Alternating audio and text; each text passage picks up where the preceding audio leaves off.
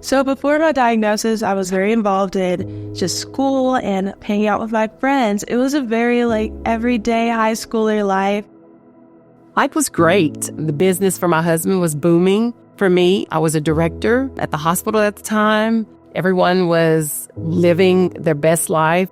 It was my last track meet. I did win first place in it. I realized that I had a pain in my ankle, and I thought it was just a sprain or something was wrong. Abigail began to share that her leg was hurting her and continued to bother her. She had what we noticed to be on her right ankle. She was just going to go in for an x-ray just to make sure everything was okay. My husband took her to the appointment. I was at work. I was expecting just to hear that I was going to have to put ice on it. She was like, something looks wrong. And she told my dad. And I received a call. My husband said, they think Abigail has cancer. All of life just stopped in that moment. My daughter was just limping. How did a limp turn into this? Just didn't calculate, and I'm one of those guys that try to calculate everything. Everything needs to add up. This don't add up. I really didn't understand a teenager who was healthy and active and had so many other things going on could be diagnosed with cancer. The cancer that they saw was so aggressive that every minute, every second really mattered. And then the next morning, she was in surgery having a port placed. By trade, I am a fixer. Anytime we have an issue, tell me what you want, we can get it fixed. But this situation here, I couldn't fix anything.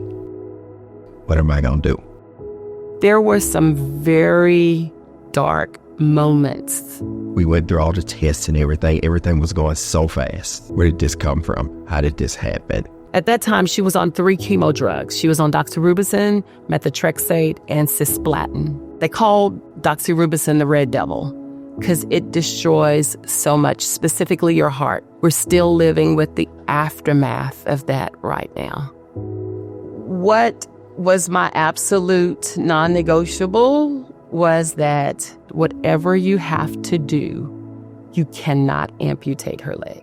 So Abigail said, Mom, what's going on? There's got to be something else that you're not telling us. I had to be honest with her because my commitment to her was to be honest. So I began to explain to her what was going on. How likely is the cancer to come back?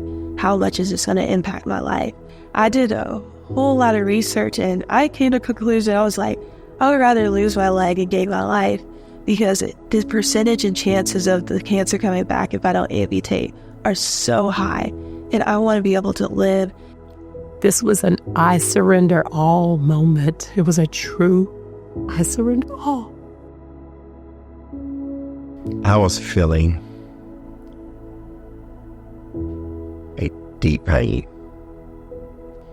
Actually, I can't even put words to the pain. I was a track runner beforehand, and I was very passionate. I was wanting to go get a scholarship and everything, and I'm very competitive. Losing my leg, that was earth-shattering to me.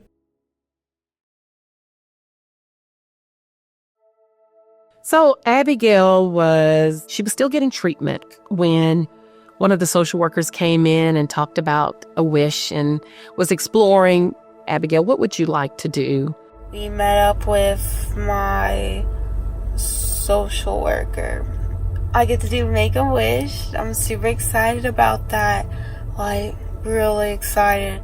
It was amazing when I learned I was going to get a wish. It just changed everything for me, and I think it's a way that I was able to find joy in the chaos. My wife has a saying. She says, I hear you, I see you, and you matter. That's what we felt whenever we found out that our wish was going to be granted.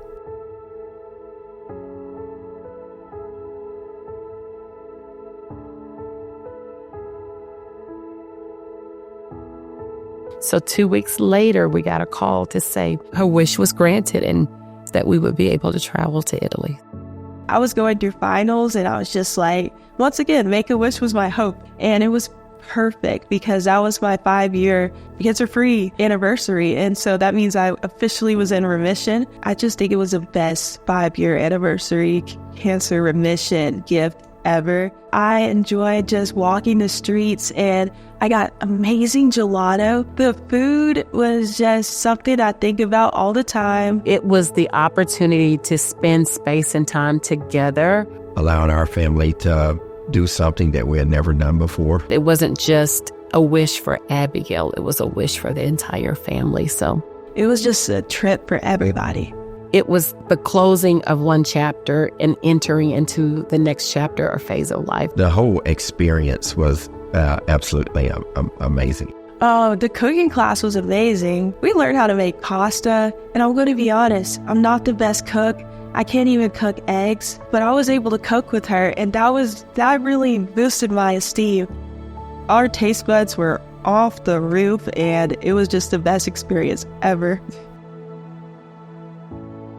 Really, the whole trip, I got a chance to watch the smiles of my family. The wish really made me feel, our entire family feel seen. We weren't in this journey or experiencing this alone. It was like we were walking in the arms of a family. We're not going to leave your side. Being granted the wish was something that allowed us to see that there's still humanity in the world, and people that see the difficulties that you go through in wanting to extend something or grant you something that you probably wouldn't never been able to experience without that wish being granted. That was pretty remarkable. Really, I must say it like this. I feel like Make-A-Wish is our family now.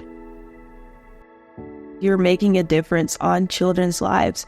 You're giving them hope and uncertainty, and you're helping them look forward to something whenever there's chaos in their lives. I truly believe that it just changes the whole mindset and mentality of what you're facing, and you're able to have a good disposition that there's something that I can look forward to. And I feel like that's what Make-A-Wish grants everyone. They grant hope.